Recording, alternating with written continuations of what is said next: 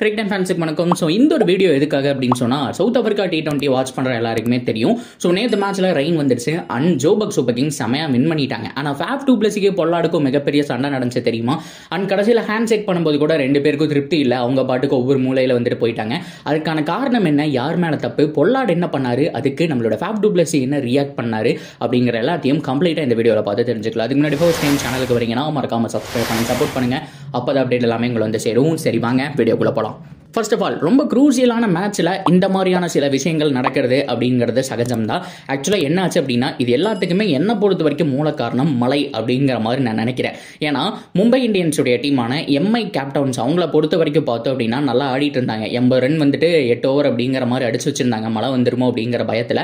Unfortunately பார்த்தோம் அப்படின்னா மழை வந்ததுனால 80 ரன் அப்படிங்கிற மாதிரி வந்துட்டு அவங்க க்ளோஸ் பண்ண வேண்டிய சுச்சுவேஷன். இதுவே மழை வரல அப்படின்னா அவங்களோட டார்கெட் 200க்கு மேலே போயிருக்கலாம். ஸோ மேபி நம்ம ஜோபக் சூப்பர் கிங்ஸ் வந்துட்டு லாஸ் கூட பண்ணியிருக்கலாம். ஃபேஃப் டூ பிளஸியை இனிஷியலாக வந்துட்டு விக்கெட் எடுத்து லாஸ் கூட பண்ணியிருக்கலாம். ஆனால் மழை வந்ததுனால என்ன பண்ணாங்க அப்படின்னா, இந்த டீலர்ஸ் மெத்தட் பண்ணி இருக்கிற விக்கெட்ஸே அண்ட் பொல்லாட பொறுத்த வரைக்கும் 10 பால்ல 33 ரன் பொழந்து கட்டிட்டு இருந்தார் அந்த டைமில். ஸோ இது எல்லாத்தையுமே வச்சு கால்குலேட் பண்ணி அவங்க ஒரு டார்கெட் ஃபிக்ஸ் பண்ணாங்க. 8 ஓவரில் 98, அதாவது வந்துட்டு 8 ஓவரில் ஆல்மோஸ்ட் 100 ரன் அடிச்சா வின் அப்படிங்கிற மாதிரி ஜோபக் சூப்பர் கிங்ஸுக்கு டார்கெட் வின் பண்ணாங்க. ஸோ கண்டிப்பாக அவங்க கையில் 10 விக்கெட் இருக்கு, தாராளமாக சுற்றுவாங்க அப்படிங்கிற விஷயம் நமக்கு தெரியும். ஸோ கண்டிப்பாக பவுலிங் போடுற டீமுக்கு எரிச்சலாக தான் ஆகும். ஏன்னா மழை வரல அப்படிங்கிற பட்சத்தில் 200க்கு மேலே டார்கெட் போட்டுருந்தா ஸோ ஆடக்கூடிய விதம் வந்துட்டு வேற மாதிரி இருக்கும். விக்கெட்டுக்காக பயந்து ஆடுவாங்க. அப்போ விக்கெட் கிடைக்கிறதுக்கான சான்ஸ் இருக்கு. ஆனால் 8 ஓவரில் வெறும் வந்துட்டு 100 ரன் தான் ஆல்மோஸ்ட் வேணும் அப்படிங்கும்போது உங்களுக்கு 10 விக்கெட் கையில் இருக்கு, யார் வேணாலும் சுற்றலாம்.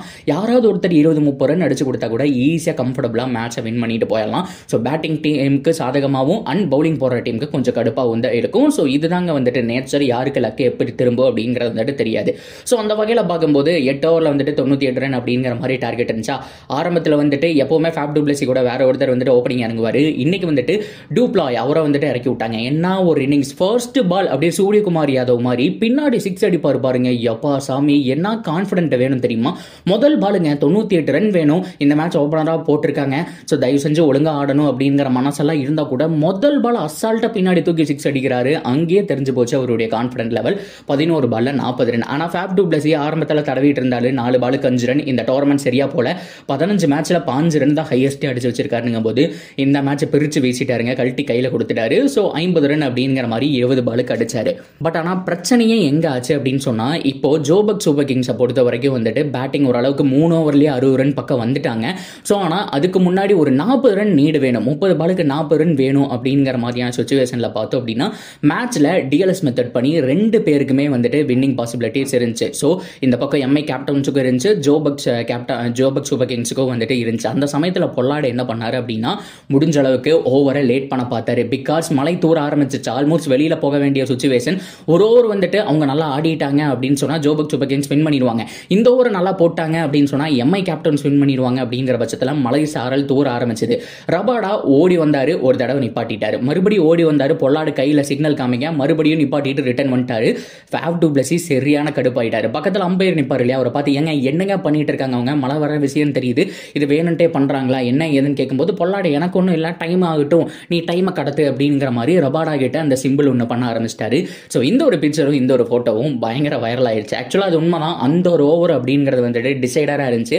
ஆக்சுவலாக மழை வரலைங்க, லைட்டாக சாரல் தூரிட்டு அது அப்படியே நின்றுச்சு. இன்கேஸ் மழை வந்துருச்சு அப்படின்னா ரிசல்ட் 2 பக்கம் கூட போயிருக்கிறதுக்கான சான்ஸ் அப்படிங்கிறது இருக்கு. இல்லைன்னா மறுபடியும் வந்துட்டு இந்த மேட்ச் இல்லை ட்ரா பண்ணி 2 டீமுக்கும் ஈக்குவல் பாயிண்ட்ஸ் கொடுத்துருக்கான ஒரு வாய்ப்பும் இருக்கு. ஸோ அதுக்கு தான் பொல்லாடு பிளான் பண்ணாரு. அன்ஃபார்ச்சுனேட்லி லைட்டாக தூரிட்டு இருக்கும். நீங்க அந்த ஒரு கிளிப்ஸ் கூட நீங்க பாத்தீங்கன்னா ஃபேஃப் டூ பிளஸி பேட்டிங் பண்ணும்போது மழை லைட்டா தூரிட்டு இருக்கும்.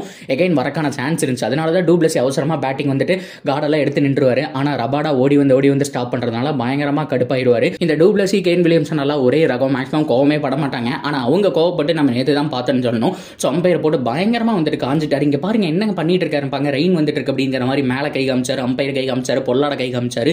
ஸோ அது பாக்குறதுக்கு பயங்கர த்ரில்லிங்கா இருந்துச்சு. ஸோ அதுக்கப்புறம் அந்த ஓவர்லேயே கிட்டத்தட்ட 5 ரன் பக்கம் ரபாடா போட்டு பொழந்துட்டாரு. பேக் டு பேக் 2-4 அப்படிங்கிற மாதிரி ரிவெஞ்ச் வந்துட்டு வெளுத்து வாங்கிட்டாரு. ஸோ அதுக்கப்புறம் ஃபேஃப் டூ பிளஸியோட 50 5 பால்ல 4 ரன் தான் இருந்தாரு. மீதி இருக்கிற 15 பால் ஆல்மோஸ்ட் 46 ரன் அடிச்சு அந்த ஒரு 50 கம்பேக் அப்படிங்கிறது வந்துட்டு ஃபேஃப் டூ பிளஸிக்கு வந்துச்சு. ஸோ ஃபேன்ஸ் எல்லாருமே ஹாப்பி. ஸோ இதுதான் நடந்த விஷயம். ஸோ இதுக்கான கிளாரிஃபை தான் நான் கொடுத்துருந்தேன். ஸோ நிறைய பேர் கமெண்ட்ல கேட்டிருந்தீங்க என்ன ஃபைட் அப்படின்னு சொல்லிட்டு. அண்ட் பொல்லாட வந்துட்டு சீட்டர் அப்படின்னு சொல்லி ட்ரெண்ட் பண்ணிட்டு இருக்கிறதுக்கான காரணமும் அதுதான். ஸோ வந்துட்டு ஒரு ஸ்போர்ட்ஸ்மேன்ஷிப் கிடையாது அவர்கிட்ட. ஸோ அவரை பொறுத்த வரைக்கும் ஏன் இப்படி பண்றாரு அப்படிங்கிற மாதிரி சொல்லிட்டு இருந்தாங்க.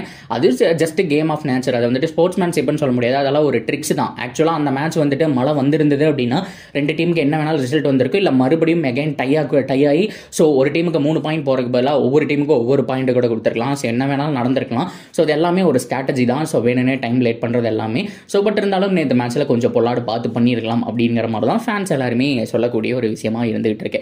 ஸோ நீங்கள் ஓவராலாக என்ன நினைக்கிறீங்க? இதை தாண்டி ஃபேஃபுடைய இன்னிங்ஸ் அண்ட் பொல்லாடோட இன்னிங்ஸை பாராட்டி அவனுங்க 10 பால்ல 33 ப்ரெஷர் இல்லாத சுச்சுவேஷனில் வந்துட்டு அவர் அடிச்சிட்டு இருந்தார். ஸோ இல்லை இவ்வளோதான் நம்ம டார்கெட் ஃபிக்ஸ் பண்ண போகிறோம் அப்படின்னு தெரிஞ்சிருந்தா ராசி வேண்டர்சன் ஆரம்பத்தில் பயங்கரமாக பால் சாப்பிட்டாரு. 18 பால் பிடிச்சி 17 ரன் தான் இன்னும் அடிச்சிருந்தாரு. ஸோ இந்த மாதிரி 8 ஓவர் மேட்சாக இருக்கும், இன்னும் மழை வரக்கான சான்ஸ் இல்லை அப்படின்னா அவங்க உண்மையாலுமே அவங்களும் ஆக்சுவலேட் பண்ணுறதுக்கான சான்ஸ் இருக்குது. பிகாஸ் நல்ல ஒரு பேட்டிங் டெப்த் வச்சிருந்தாங்க.